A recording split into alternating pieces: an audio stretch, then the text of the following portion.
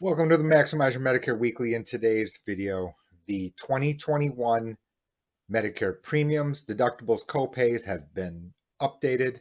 We know what they are. In addition to that, we're coming to the end of the enrollment periods for both Medicare, the annual election period, and the individual health insurance open enrollment period runs between now and December 15th. I'll go through some examples. It's not very fun when you're dealing with individual health insurance. I'll show you why. All of that coming up next.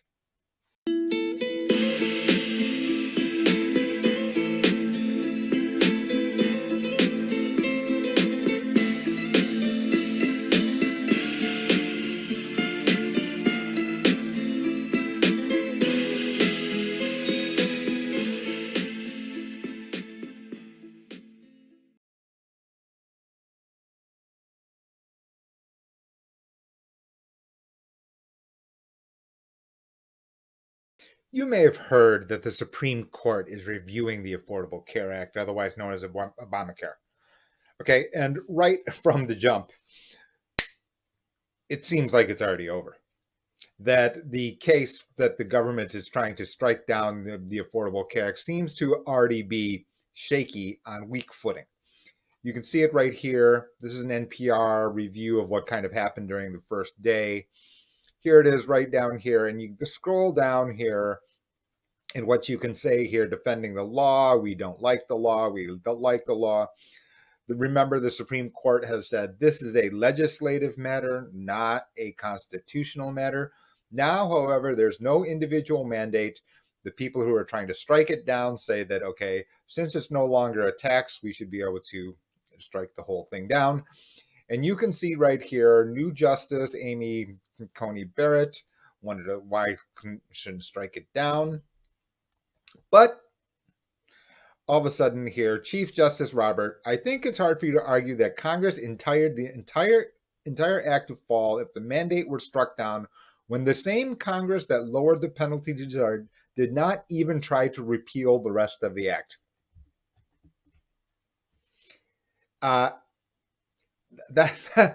That pretty much reads to me like game over. Okay. The point here of this update is the following. Let me first say that, and I've been asked this offline. I've been asked this many times offline. Okay, what happens if they strike this down?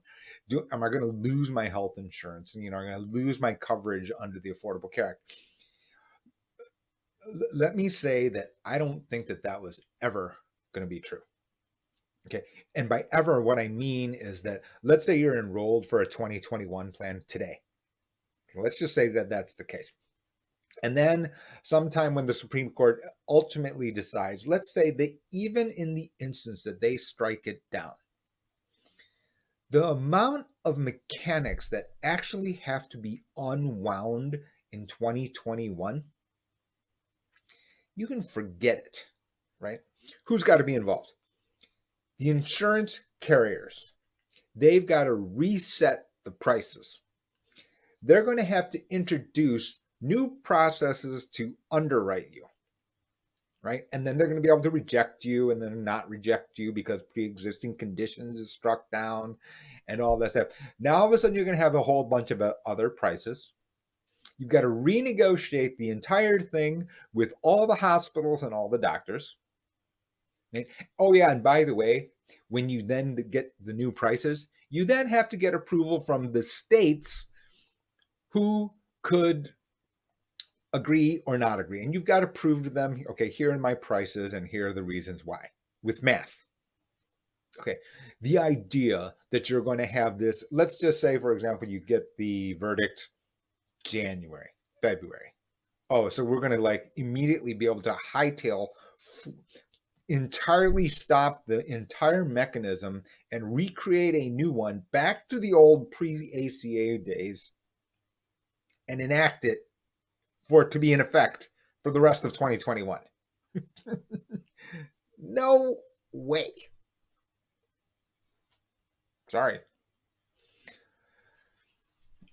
Last point.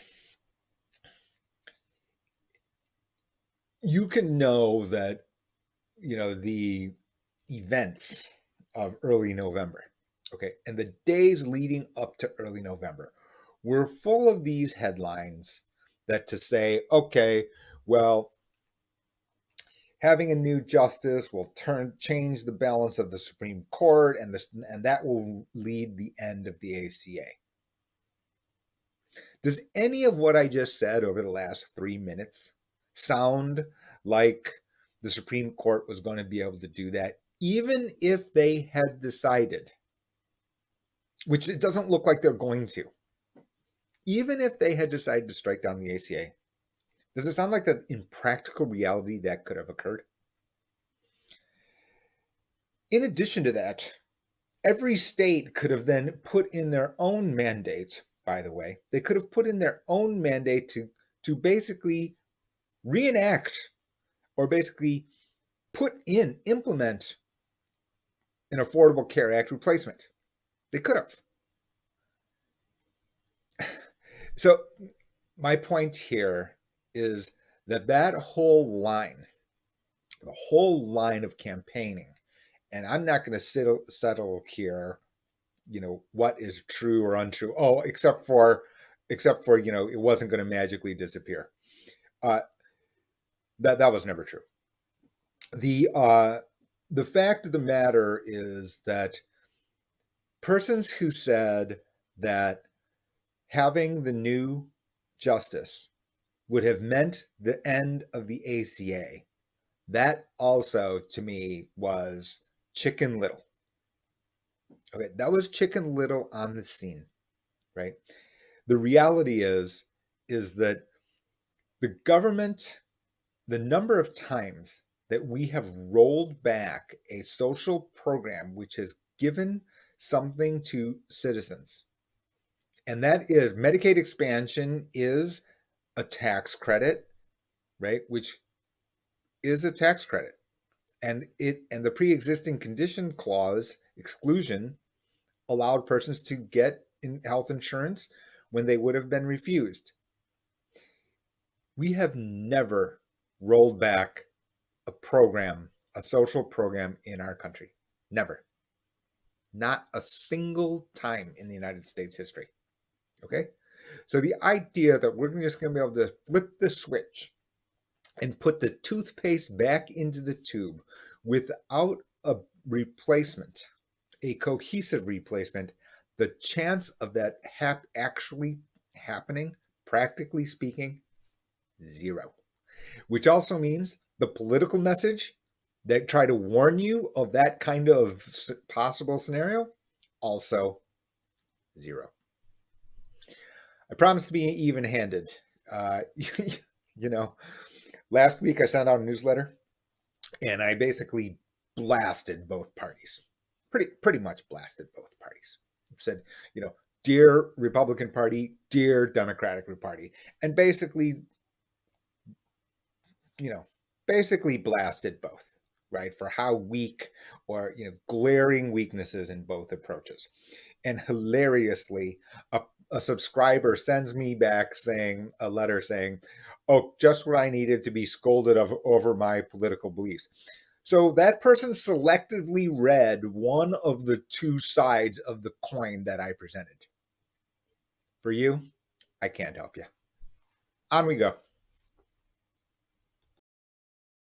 So in the recent days, the CMS has updated us on the 6th this past week.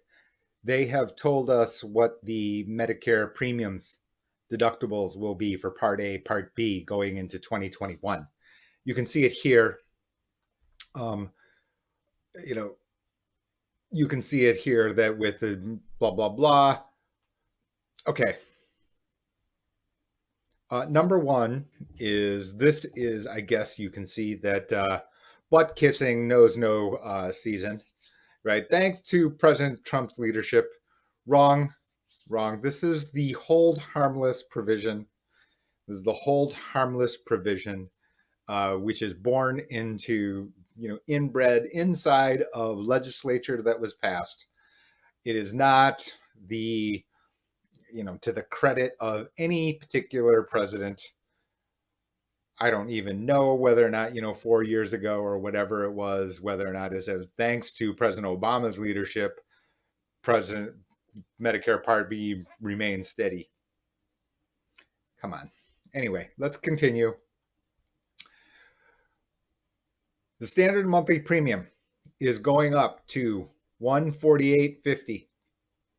$148.50. Remember that IRMA still applies. There are different tiers where you can be charged higher than $148.50. You can see a number of videos on different financial planning errors that people make when you don't consider what you're doing. For example, RMDs or distributions from qualified funds will affect or possibly affect this, which creates, all sorts of other problems. You can see it's up by $3.90 per month. For those of you counting at home, that's what? That's 48 minus $1.20, so $46.80 for the year.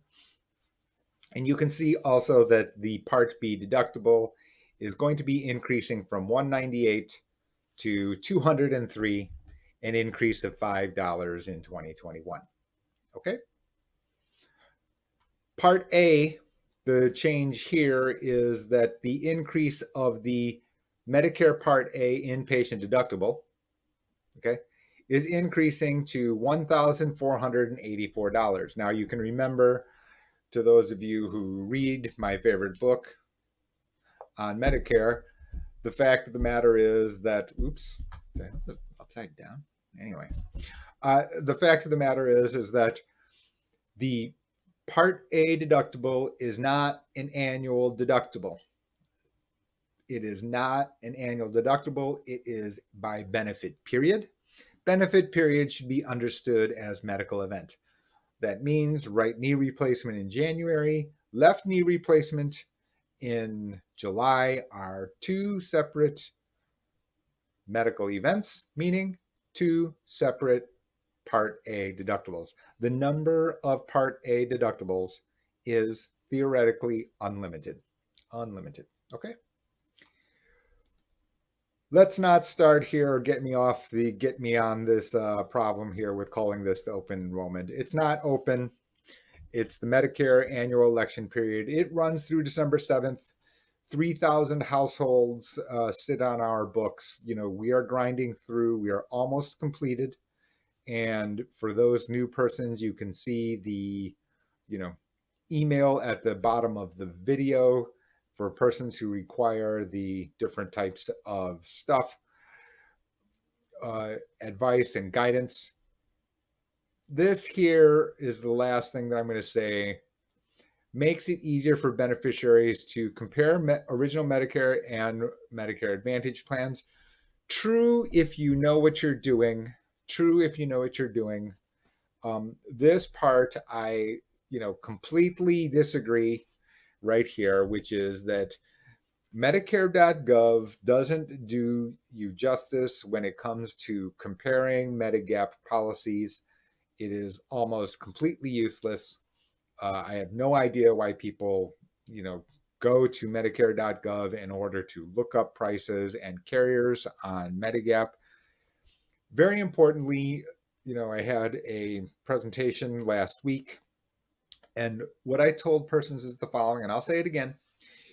The market's really competitive, right? So let's just say there are three carriers sitting here and they are, within $10 each. So do I go and simply blindly choose the cheapest one? The answer is going to be no, not blindly. I may ultimately choose the cheapest, but price alone may not be your reason. There's a long list of reasons depending on your person's situation, whether or not you're in your open enrollment period or whether or not you require underwriting, right? In addition to that, the different carriers have started to add extra things. Silver sneakers, depending on carriers, may be added to certain carriers here. And so now let's just say this thing is $3 more expensive than this one. Well, now you want silver sneakers, and now this one has it and this one doesn't. Ding. Maybe this one has looser underwriting than this one, and you need to pass underwriting, but you still want to get Medigap. Ding. You see what I'm saying? So in other words, there are a lot of different reasons that these three are not exactly the same, and why this one here, which may look like it's the cheapest one, may not be the one for you. Here we go. Let's continue on. 34% decrease of monthly premiums for Medicare Advantage. No surprise here. None of this is really a big surprise to me. The reality is that, as I've said, Medicare Advantage, hyper competitive, good for the buyer in general, right? There are reasons that I would think that this boat will continue, or this train will keep on going down the track. CEOs of Medicare Advantage carriers tell you pretty much universally that we're going to 50% market share from, basically a third today, a little bit more than a third, I'm sure will be the case, that you're probably going up to 50% as basically the hyper competitive nature of the market takes over, and that basically what this means is that it becomes more and more attractive to the Medicare population. Very difficult to compare plans. The idea that you're just going to be able to go on Medicare.gov and do so, go ahead. That's your prerogative, as you can see. And et cetera, blah, blah, blah, blah, blah. Not too much interesting here. I'm going to stop here. Basically, not too many changes to Medicare. I don't expect this change, and not due to any particular president, right? Not due to any particular president. In other words, a year from today, we're going to have someone else's name here. That's a fact. And this is a fact, right? When the world leaders who have no stake start calling the other person to congratulate them, it's over, right? The fact of the matter is that you change this name, and due to the hold harmless law, the caps on increases in premium, deductibles, copays, that's going to be limited due to the hold harmless law. That's your update for 2021 on Medicare. That's all I've got for today. Be sure, maximize your Medicare.com. You can go there and reach out to me if you need, procrastination station help. Time is running out quickly. In 2020, it's, strangely enough, we actually got back a few business days, which is that normally in a non-pandemic world, the week of Thanksgiving is basically useless, right? But as a result of the fact that people are going to be traveling less, including me, the fact of the matter is that gatherings are going to be limited as a result of the fact that maybe you're going to have more time to pay attention to it. This may buy you a couple of extra days. I'm just saying, though, that time is running out fast. For those persons to check your Medicare Advantage plan, check your prescription drug plan, depending on where you live and depending on other rights and options you may have the right to switch to Medigap. If you are in good health, can pass underwriting or have access to special enrollment periods, you can change to Medigap during this period. Now is the time, absolutely, because it allows you to get your Part D plan involved, and it's the smoothest transition to set the deductible counters to zero. Okay. And for those persons who have been unemployed in a world where, unemployment is 7% nationwide, and that's too low. That's actually not, that's an understatement of those people unemployed. For those persons who need to access healthcare.gov to get the advanced premium tax credit, that depends on your state, that depends on your income, but it is available to you. You can do all of those things. Follow the videos, subscribe to the channel. Please hit the like button. Please hit the like button. It helps the channel a lot. Appreciate you. This is Jay. Speak with you next time. Thanks for watching.